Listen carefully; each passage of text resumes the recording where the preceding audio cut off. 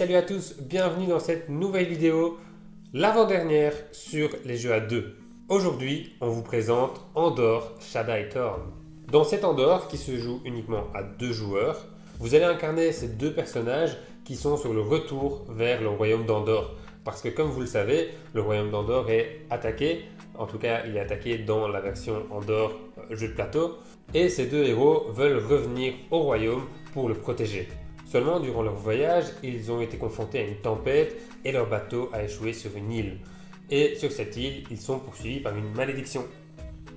C'est ça, et donc ici en fait, les différentes légendes, ça va être les différentes zones que les 2 héros vont devoir parcourir tout en essayant d'échapper à la malédiction.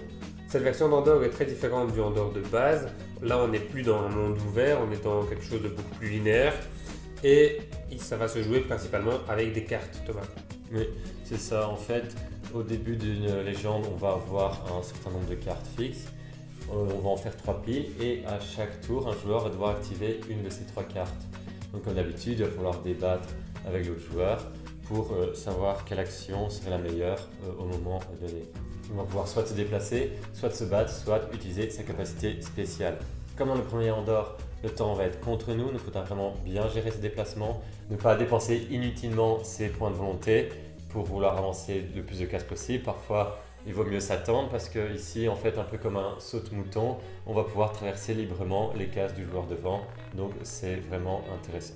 Au fil de la partie, on va avoir de nouveaux objets, de nouveaux équipements ou des bonus pour nous aider. Mais donc en fait, ça va se présenter comme de nouvelles cartes qu'on va pouvoir mettre en dessous d'une pile et donc seulement quand on va la rencontrer qu'on va pouvoir utiliser l'objet ou le bonus. Pareil pour les monstres que l'on rencontre, pour les combattre, donc ils vont venir se mettre sur la pile et seulement quand les équipements vont être visibles en même temps que le monstre, on va pouvoir les utiliser pour aider à le battre plus facilement. Donc c'est vraiment un système où il va falloir gérer ces cartes, les activer au bon moment pour ne pas avoir trop de malus en même temps et donc être embêté par la malédiction. Il y a aussi un système intéressant de météo, donc quand il fait bon ou quand il pleut. Pour la carte des héros, il y a une phase beau temps et une phase pluie. Et en fait, à chaque fois qu'on l'a activée, on doit la retourner, donc phase pluie ou phase beau temps, en sachant que phase pluie, eh bien, ce sera plus difficile pour se déplacer et donc ce sera plus coûteux. Donc il faut vraiment faire attention à ces différents aspects pour ne pas être pris de court à un moment donné. C'est vraiment un très bon jeu à 2, les légendes sont très variées. En plus de ça, il y a une carte qui explique les différents lieux et donc on est vraiment plongé, on est vraiment immergé dans l'histoire et bon, voilà, c'est vraiment top. Et donc nous, on vous recommande vraiment ce jeu pour faire un cadeau ou même pour vous. On vous met le lien dans la description pour que vous puissiez l'acheter. Donc les liens, ce sont des liens Philibert.